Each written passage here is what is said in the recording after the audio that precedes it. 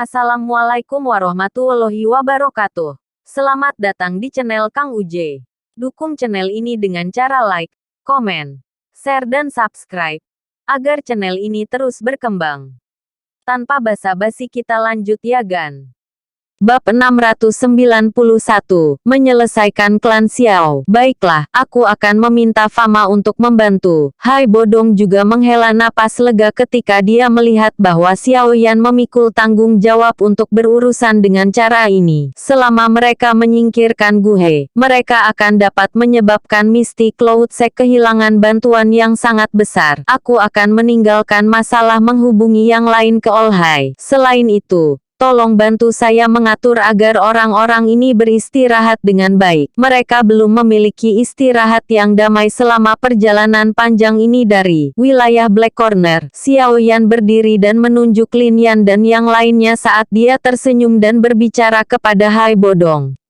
Ini adalah sesuatu yang harus kita lakukan. Secara alami, klan primer kami harus menerima tamu terhormat tersebut yang telah tiba. Dengan benar, Hai Tua tersenyum dan mengangguk. Xiao Yan tersenyum, mengalihkan pandangannya ke arah Xiao Ding dan tiba-tiba berkata, saya pikir saya mungkin harus pergi dan bertemu dengan anggota klan dari klan Xiao. Ini adalah sesuatu yang harus kamu lakukan. Penatua pertama memerintahkan Anda untuk menjadi kepala klan tepat sebelum dia meninggal. Anggota klan telah menunggu 2 tahun untukmu untuk kembali. Xiao Ding mengangguk sedikit saat dia perlahan berbicara. Xiao Yan diam. Dia segera mengangguk pelan. Tidak peduli apa, darah klannya mengalir di tulangnya. Oleh karena itu, membiarkan klan ini makmur adalah tanggung jawab yang tidak bisa dia singkirkan. Mungkin ini juga harapan ayahnya. Xiao Yan dan Xiao Li mendorong Xiao Ding saat mereka diam-diam menyelinap keluar rumah klan primer. Setelah itu, mereka berbelok ke jalan di ibu kota, mengikuti jalan, dan perlahan-lahan menuju ke arah tertentu. Pertempuran hebat yang menggetarkan jiwa sebelumnya sedang hangat dibicarakan oleh seluruh ibu kota pada saat ini. Beberapa orang gitu bersemangat sehingga mereka berdansa dengan wajah memerah, membual kepada orang yang lewat tentang bagaimana mereka menyaksikan peristiwa itu dari jarak dekat sebelumnya. Namun, orang-orang yang tertarik dengan pertempuran yang mempesona ini tidak menemukan bahwa karakter utama dari cerita itu berjalan dengan tenang melewati mereka. Mereka mendorong Xiao Ding dan berbelok ke beberapa jalan yang berbeda sebelum kebisingan di belakang mereka berangsur-angsur berkurang. Jumlah rumah mewah di sekitar juga berkurang. Jelas, mereka menuju ke daerah kota yang agak terpencil. Mereka sekali lagi berubah menjadi jalan yang tidak rata dan kompleks yang agak tua dan rusak muncul di depan mata Xiao Yan. Dia samar-samar bisa mendengar beberapa tawa anak-anak ditransmisikan dari kompleks ini di sini.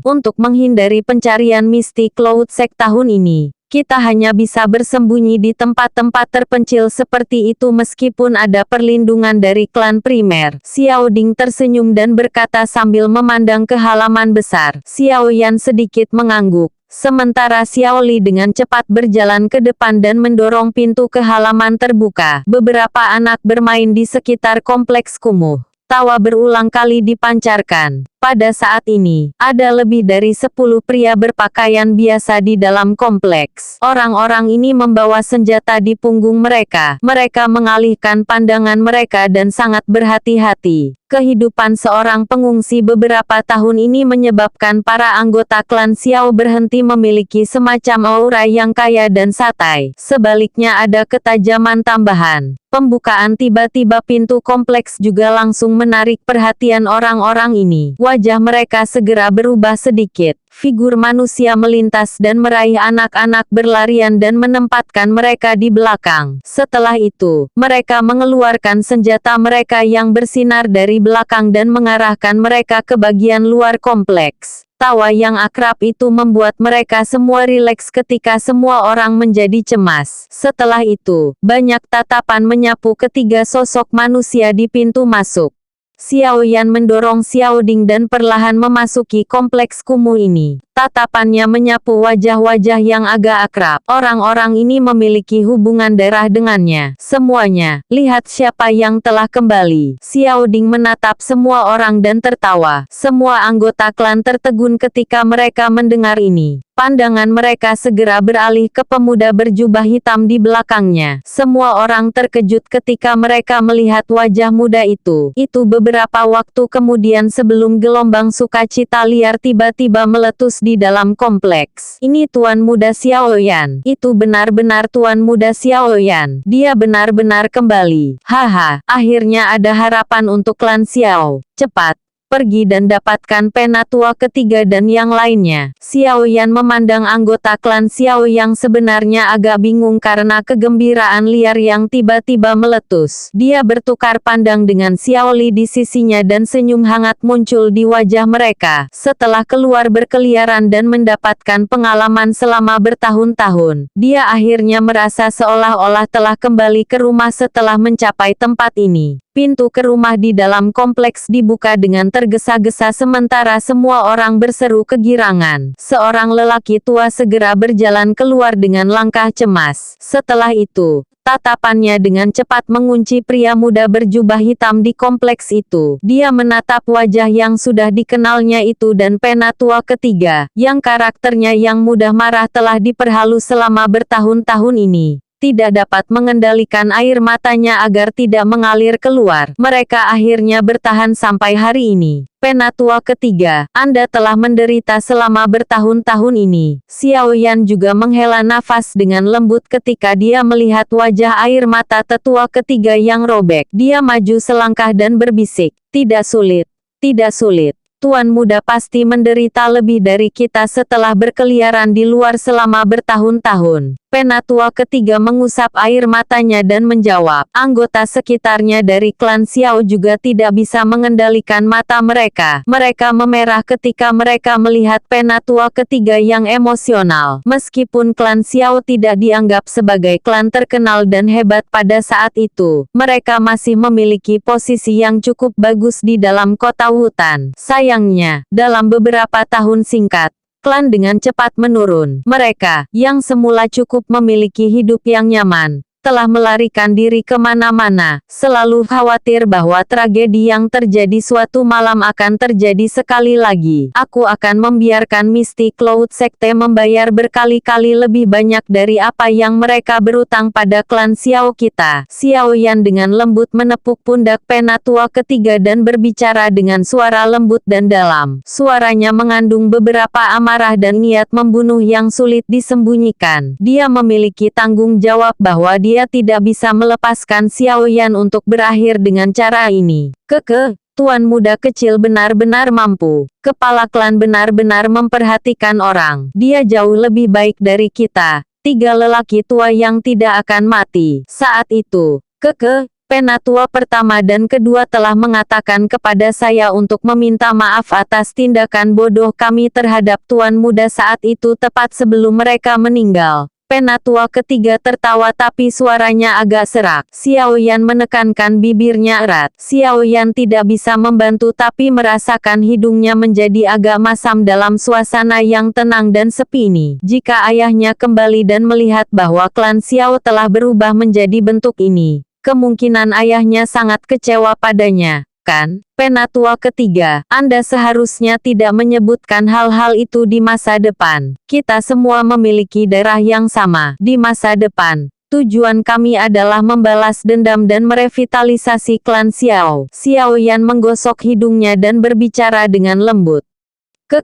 Kita tidak akan membicarakannya. Kita tidak akan membicarakannya. Menurut instruksi yang diberikan tetua pertama dan kedua sebelum mereka meninggal, Tuan muda kecil adalah kepala klan Xiao saat ini. Setiap anggota klan akan mematuhi perintah Anda. Aku yang dulu bisa membantu menegakkan aturan klan bagi siapa saja yang menolak menerimanya. Tatapan penatua ketiga tiba-tiba menjadi kaku ketika dia berbicara sampai titik ini. Suaranya khusyuk. Saya pikir kakak laki-laki itu lebih cocok untuk posisi kepala klan ini. Xiaoyan buru-buru berbicara ketika mendengar ini. Kakak ketiga, Kamu seharusnya tidak menolak lagi. Ini adalah kata-kata terakhir dari tetua pertama dan kedua dan mereka tidak dapat diubah. Selain itu, hanya Anda yang memiliki kemampuan untuk memimpin klan Xiao untuk menjadi makmur sekali lagi. Xiao Ding menggelengkan kepalanya dan berbicara sambil tersenyum. Itu benar, saudara laki-laki ketiga. Kamu adalah satu-satunya yang dapat mengambil jabatan kepala klan. Tenang. Kakak dan aku akan membantumu. Xiao Li juga tertawa, mendengar dorongan dari keduanya dan melihat banyak tatapan tulus dari anggota klan sekitarnya. Xiao Yan hanya bisa menghentikan penghindaran sia-sia dan berkata, dalam hal ini, saya akan mengurus posisi kepala klan dari klan Xiao untuk sekarang. Kami akan membahas tentang siapa yang paling cocok di masa depan. Anggota klan sekitarnya segera mengeluarkan gelombang sorakan ketika mereka melihat Xiao Yan mengangguk setuju. Mereka memiliki kepercayaan yang tidak diketahui terhadap Xiao Yan. Terlebih lagi, dengan apa yang telah mereka sadari dalam pertempuran besar di langit sebelumnya, mereka tidak memiliki keraguan sedikit pun dalam kekuatan sang pembentuk. Mereka percaya bahwa di bawah kepemimpinan Xiao Yan, klan Xiao pasti akan menjadi lebih kuat daripada di masa lalu. Xiao Yan menekankan tangannya pada udara ilusi dan menekan sorakan. Matanya melihat sekelilingnya ketika dia bertanya, berapa banyak anggota klan yang tersisa di klan Xiao? Seperti apa kekuatan mereka? Masih ada 208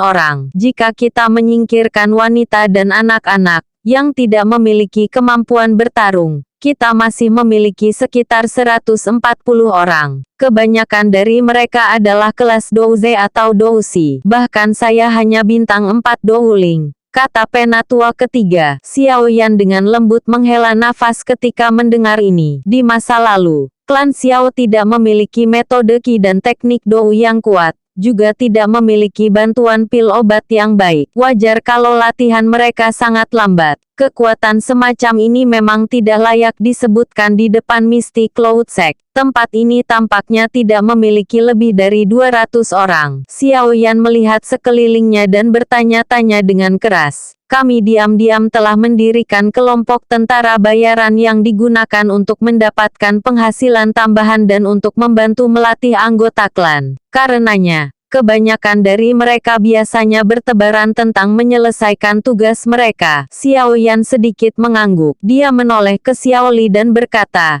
Kakak kedua, aku akan meninggalkan pelatihan anggota klan kepadamu. Anda dapat mengajukan permintaan apapun kepada saya. Selain itu, ubah tempat tinggal ke tempat yang lebih baik. Klan Xiao tidak perlu lagi bersembunyi dan berlama-lama untuk bertahan hidup di masa depan. Ia tidak masalah. Namun, metode pelatihan saya bukanlah sesuatu yang bisa ditanggung oleh orang biasa. Aku ingin tahu apakah ada yang takut. Xiao Li mengangguk dan segera mengalihkan pandangannya ke anggota klan saat dia berbicara dengan cara yang hikmat. Tuan muda Xiao Li, putra saya meninggal di tangan Misty Cloud Sect. Anda memberitahu saya, apa yang saya takuti untuk mendapatkan kekuatan. Anda bisa melatih kita sampai mati. Mereka yang mati karena mereka tidak tahan menanggungnya pantas. Sejumlah pria dengan wajah gembira di dalam klan Xiao meraung kegirangan gitu kata-kata Xiao Li terdengar.